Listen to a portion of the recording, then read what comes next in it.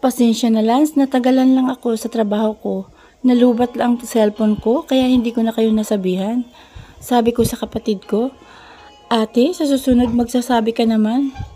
Tumango ako sa kanya at tinapik siya sa balikat niya. "Magpahinga ka na Lance, okay lang naman ako kaya wag ka na mag-alala pa sa akin. Saka bawal sa iyo ang magpuyat kaya matulog ka na Lance at ako na ang bahala rito." "Ate, hindi mo naman kailangang magtrabaho ng ganito kung hayaan mo lang ako na magtrabaho." Saad niya sa akin. "Lance, wag na natin pagtalunan pa ang bagay na yan dahil matagal na tayong nakapag-usap tungkol dyan.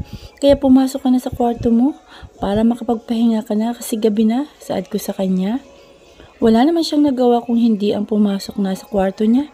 Isinarado ko naman ang mga pinto pati na rin ang bintana nang biglang lumabas ng kwarto niya si Leia. "Bakit gising ka pa?" tanong ko sa kanya. "Iniintay ka kasi namin ni Lance kanina pa dahil wala ka pa." Saad niya sa akin. "Pasensya ka na Leia, matulog ka na at may pasok ka pa mamaya." Saad ko sa kanya. "Linggo na ngayon Nadine at wala akong pasok saka may gusto lang akong itanong sa'yo." "Ano yun?" tanong ko sa kanya at kumunot ang noo ko. "May hindi ka ba sinasabi sa akin Nadine?" tanong niya sa akin kaya natigilan ako. "Wala Leia." "Nadine, huwag ka nang maglihim sa akin. Kaibigan mo ako." "Leia, wala nga. Matulog na lang tayo dahil madaling araw na. Saka may pasok pa rin ako mamaya." Saad ko sa kanya at pilit nang umingiti. Wala naman siyang nagawa kung hindi ang pumasok na lang ulit sa kwarto niya at gano'n na rin ako. Pagpasok ko sa loob ng kwarto ko ay napaupo na lang ako sa higaan ko at napabuntong hininga. Hindi pa ako handang sabihin kay Leia ang mga nangyari sa akin itong nagdaan na araw. Saka ayoko mag-intindi pa sila ni Lance dahil kaya ko naman sarili ko. Kinakaya ko naman saka ginusto ko naman ang nangyari kaya wala na akong magagawa pa. Kailangan ko na lang natatagan pa ang loob ko at lakasan ang sarili ko para hindi ako mahulog ng tuluyan sa taong hindi ko naman dapat mahalin. Malayo ang agwat ng estadyo namin sa buhay at hindi kami pwedeng magkakaroon ng kahit anong relasyon. Alam kong may iba siyang gusto at may mas deserving pa para sa kanya. He is just a stranger that I had a one night stand before at hanggang doon na lang yun. Kaya kung ano man ang nangyari sa amin kanina, wala nang dapat pang sumunod doon. Nadine, point of view. Tanghali na akong nagising dahil napuyat ako. Bukod kasi sa madaling araw na ako nakauwi, ay hindi rin ako pinatulog sa pag-iisip ko kaya ang ending ay late akong nagising at kailangan ko nang magmadali dahil may trabaho pa ako.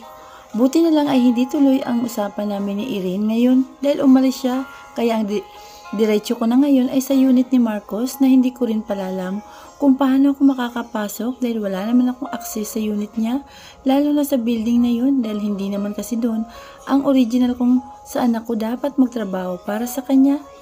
Naalala ko tuloy ang dahilan niya kung bakit nakatira siya sa unit ng pinsan ni Irene. May mas maganda naman siyang unit. Nandun nga pala siya dahil doon nakatira ang babaeng mahal niya dati na ex niya. May kirot akong nararamdaman sa puso ko dahil doon at hindi ko dapat nararamdaman to ngayon kasi mali. Bumangon na ako sa higaan ko at lumabas ng kwarto ko para sana magluto ng pagkain.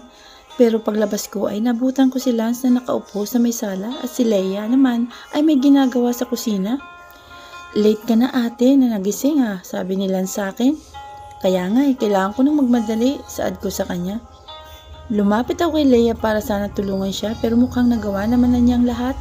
"Kumain ka na Nadine. Kumain na kami ni Lance at hindi ka na namin naintay dahil kailangan niyang uminom ng gamot," saad niya sa akin. "Okay lang yon," sabi ko sa kanya at naupo na ako sa harap ng hapagkainan. Nagsimula na akong kumain at nagbandali na rin ako dahil kailangan ko nang umalis. Baka mamaya magalit na naman si Marco sa akin dahil late ako at baka mamaya na ay isipin na naman niyang tinatakasan ko ang trabaho ko sa kanya.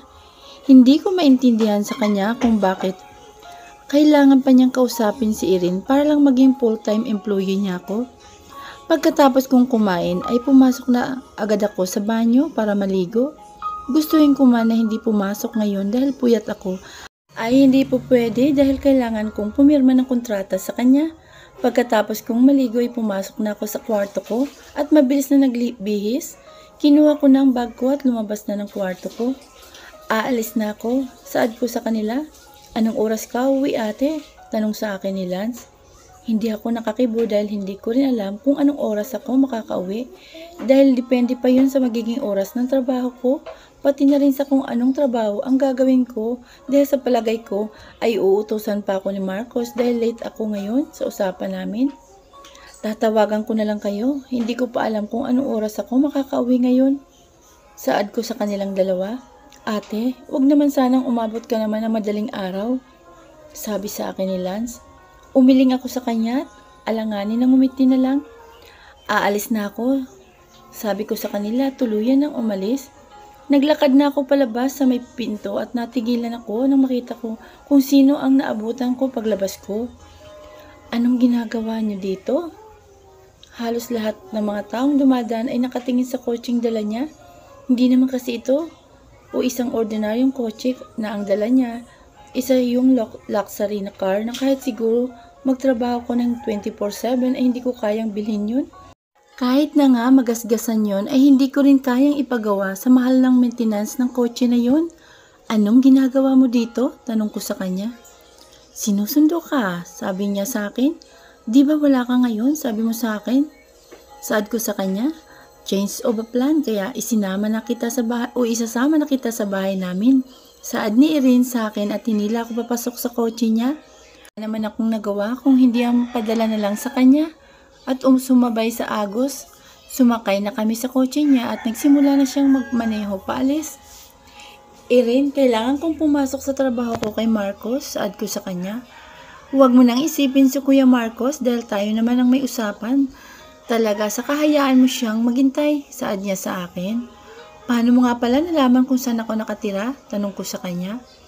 I asked Kuya Keyo, sekretary. Kilala mo naman siya, di ba? Saka, kailangan kasi talaga kita saad niya sa akin. Bakit? Tanong ko sa kanya. I really want to know how to cook, kaya kailangan kita. Saad niya sa akin at napatango na lang ako. Pumasok kami sa isang exclusive subdivision kung saan ang gaganda ng mga bahay. Hindi biro paniguradong presyo ng bahay dito at hindi naman ako nagtataka kung bakit dito nakatira si Irene. Mayaman sila at base nga sa kwento nila Ma'am Ali kahapon ay sikat ang pamilya nila lalo ng pinsan ni Irene. Huminto kami sa tapat ng isang malaking bahay. Nauna siya sa akin bumaba at sumunod naman ako sa kanya. Naglakad kami papasok sa loob. Nasa labas pa lang kami ng bahay ay nakakamangha ng ganda nito. Lalo na ang mga bulaklak sa paligid. Pumasok kaming dalawa sa loob. At mas lalo ako namangha sa loob nito dahil ang ganda ng buong bahay nila. May lumapit sa aming mga kasambahay nang makita kami at ngumiti si Irene sa kanila.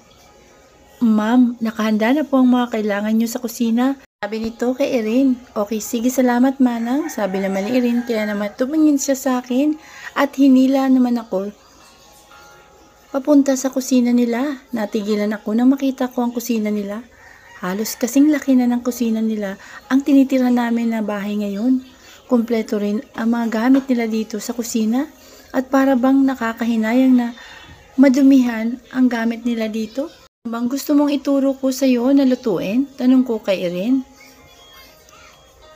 Kahit ano, kumpleto naman ang gamit dito dahil nagpabili na ako ng mga possible na ating gagamitin. Ano ba ang paborito mong pagkain? Tanong ko sa kanya para naman magkaroon ako ng ideya sa kung anong ituturo ko sa kanya. I want to learn more about Filipino cuisine. Saka ang pinaka-paborito ko kasi ay ang adobo. My mom usually like cooking that dish pero hindi na ngayon kaya gusto ko na matuto. Sabi niya sa akin kaya napatango ako. Okay, sige, simulan na natin, saad ko sa kanya at ngumiti. Itinuro ko sa kanya ang mga kailangan namin at kung ano ang dapat gawin. Simple lang naman ang gustong putahin ni Irene at madali lang din ituro yon. Kaya hindi ako mahirapan. Habang tinuturuan ko siya ng gagawin ay biglang tumunog ang cellphone ko. Kaya naman agad ko yung kinuha sa bag ko at tiningnan kung sino ang tumatawag. Kumunot ang noo ko nang makitang number lang yon, pero sinagot ko pa rin. Hello, saad ko. Sabi ko sa pagsagot ko ng tawag. Where the hell are you, Nadine? Tanong niya sa akin at sa boses pa lang niya sa akin ay kilala ko na kung sino ang taong tumatawag. Pasensya na. Malilate ako dahil nandito ako kila Irene ngayon. Napatingin naman sa akin si Irene nang mabanggit ko ang pangalan niya. What are you doing there? May usapan tayo na din. Kanina pa kita iniintay na dumating dito sa unit ko at kulang na lang na din ay sunduin kita sa inyo, pero malalaman ko na nandyan ka lang pala sa kanila. Saad niya sa akin. May usapan kasi kami ni Irene, saka alam mo naman yun kahapon pa. Saka huwag ka nang magagalit sa akin dahil sa pagkakatanda ko, amo lang kita at ako pa rin ang magdidesisyon ng pwede kong gawin sa buhay ko. Saad ko sa kanya dahil naiinis na ako sa pagsigaw niya sa akin. I'm not that mad at you ha, I'm just pissed because you're not here. Sabi niya sa akin at malumanay na boses. Give it to me, sabi ni Irene sa akin, pero bago ko pa maabot sa kanya ay nakuha niya sa akin ang cellphone at siya na mismong kumausap kay Marcos. Kuya Marcos, don't get mad at her. I'm the one who picked her up, even I know that she needs to work at your unit. If you want to her, then pitch her here in our house and I will let her go if you go here. Sabi niya kay Marcos at bigla na lang pinatay ang tawag saka ibinalik sa akin ang cellphone ko. Don't mind, Kuya Marcos, bumalik na lang tayo sa ginagawa natin. Saad nito sa akin. Tumango ako sa kanya. Okay, sabi ko sa kanya at pinagpatuloy na ang ginagawa namin. Tinapos na lang namin ang ginagawa namin na pagluluto ng adobo at inantay na lang yon na matapos kumulo. Come with me at sila manang nang bahala dyan, saad ni Erin sa akin at hindi na ako nakasagot. Sa kanya nang bigla na lang niya ulit akong hilahin paakyat sa taas ng bahay nila. Hindi ko alam kung saan niya pa ako dadalhin hanggang sa huminto na lang kami sa tapat ng isang kwarto at pumasok siya doon habang hila-hila pa rin niya ako. Anong gagawin natin dito? Tanong ko sa kanya. May ibibigay ako sa iyo, saka welcome to my room pala. Pinaupo niya ako sa couch niya at hinayaan ko lang siya na gawin ang kung anong gusto niyang gawin hanggang sa lumapit siya sa akin na may dalawang apat na malalaking paper bag at puno lahat yon ng mga damit. Erin, ano yan? Tanong ko sa kanya. Para sa'yo, kapalit ng pagtulong mo sa akin. Erin, hindi na, okay lang naman sa akin ah. Saka hindi naman ako manghihingi ng kapalit sa ginagawa ko, sabi ko sa kanya. Basta, sa'yo na yan, Nadine, saka hindi ko pa lubos na susuot ang mga damit na yan. Gusto ko talaga ibigay yan sa'yo, Nadine, at sana wag mong tanggihan dahil magagalit ako pag hindi mo yan tinanggap. Saad nito sa akin. Salamat, Irene. Sobra-sobra na tong mga binigay mo sa akin. Wala yun na din, pero bukod dyan, may isang damit pa akong ibibigay sa iyo ha. Pero gusto ko na susuotin mo yun ngayon. Wika nito sa akin. Kumunot ang noo ko sa sinabi niya. Maayos naman ang suot ko ngayong damit ah. Bakit kailangan ko pang magpalit? Hinila niya ako papasok sa loob ng walk-in closet. Tumambad sa akin ang napakarami niyang damit at pati na rin mga sapatos at bag. Gusto ko na din na suotin mo to ngayon at hindi ka alis ng kwarto ko hanggang hindi mo to nasusuot. Yang damit na yan na bibigay ko sa'yo. Wika nito sa akin at inabot ang isang off-shoulder fit dress na hanggang tuhod at beads ang kulay nun. Irene, may tag price pa yan, sabi ko sa kanya. Walang kaso dyan, Nadine. Saka hindi na rin naman kasya sa akin eh. Kaya ibinibigay ko na sa'yo, kaya suotin mo na. Wika nito sa akin at tinanggal niya ang tag price saka ako itinulak papasok sa banyo para magpalit. Wala akong nagawa kundi sunduin ang gusto niyang mangyari. Sinuot ko ang damit na ibinigay niya sa akin at nang masuot ko yon ay humarap ako sa salamin. Hindi ako sanay magsuot ng ganito. Pero hindi ko rin sukat akalain na babagay sa akin ang damit na ibinigay niya. Nahihiyang lumabas ako ng banyo para magpakita sa kanya. Siya sa nakita. You look amazing na din, pero may kulang pa, kaya tara dito, sabi niya sa akin. Lumapit ako sa kanya at pinaupo niya ako sa tapat ng vanity table niya at nagsimula na siyang maglagay ng kung ano-ano sa mukha ko. Hanggang sa napapalakpak na lang siya nang matapos siya. Ang ganda mo talaga, Nadine. Saad nito sa akin, kaya naman humarap ako sa salamin at kahit ako ay hindi makapaniwala sa naging itsura ko ngayon. Hindi naman ito ang unang beses ko na maayusan. Pero ang ganda nga ng kinalabasan ng ginawa niya sa akin. Thank you, Erin, pero para saan ba to? Tanong ko sa kanya. Basta, may kulang pa sa'yo kaya suotin mo itong sapatos na to at buti na lang talaga magka-size tayo kaya sa susunod na magkikita tayo ay ang mga sapatos ko man na hindi na ginagamit ang ibibigay ko sa'yo. Wika nito sa akin. Erin, okay naman ako sa suot kong sapatos saka hindi ako sanay sa ganyan, sabi ko sa kanya. Nadine, mababa lang to. Wika nito sa akin at pinasuot sa akin ang 3-inch na sapatos niya. Isinuot ko yon at inalalayan niya akong tumayo. Ang ganda ng masterpiece ko. Wika nito sa akin. Tara na sa baba at baka nandyan ang sundo mo. Wika nito sa akin at inalalayan ako. Tinulungan na rin niya akong bitbitin ang mga ibinigay niya sa akin na damit. Dahan-dahan kaming bumaba sa bahagdan dahil hindi naman ako sanay sa suot kong sapatos. Naabutan namin si Marcos na nasa living area at napatayo siya. Nang makita pa kami ni Erin, napayuko na lang ako nang makita ko siya. Ang ganda niya, di ba? Pakialalayan na siya, Kuya Marcos, at huwag kang tumunganga dyan. Sabi ni Erin kay Marcos. Lumapit naman sa amin si Marcos at hinawakan ng kamay ko. May parang kuryenteng dumaloy sa mga palad ko nang hawakan niyo ni Marcos. You look amazing na din, sabi niya sa akin. Goodbye and please be safe, sabi ni Erin sa amin ni Marcos, kaya tiningnan ko siya. Nakangiti lang sa amin si Erin at inalalayan na ako ni Marcos palabas ng bahay nila Erin. Hanggang sa makarating kami sa kotse niya ay inalalayan niya pa rin ako. Sumakay na ako sa loob ng kotse at ganoon na rin si Marcos. Where do you want to go, Nadine? Tanong sa akin ni Marcos kaya tumingin ako sa kanya. Wala, magtatrabaho sa unit mo. Saad ko sa kanya, I can't let you do course wearing that clothes, Nadine. Let's have a date. Instead, sabi niya sa akin na ikinalaki ng mga mata ko. Tama ba ako ng pagkakarinig sa sinabi niya? Date? Kaming dalawa? Bakit? Anong meron? Saka bakit naman kami magdi-date na dalawa? Nadine, point of view. Nalaki ang mga mata ko. Dahil sa mga sinabi niya, bakit naman kami magdi-date na dalawa? Saka hindi naman kami. At empleyado niya lang ako at hindi tama na gawin namin yun. Ayoko. Boss kita at gagawin ko ang trabaho ko. Wika ko sa kanya. At kailangan ko pang pumirma ng kontrata sa'yo. We can do that later and as your boss, I'm ordering you to go out with me. Wika nito sa akin at nagsimula na magmaneho. He is using his power to control me and I'm not happy with that.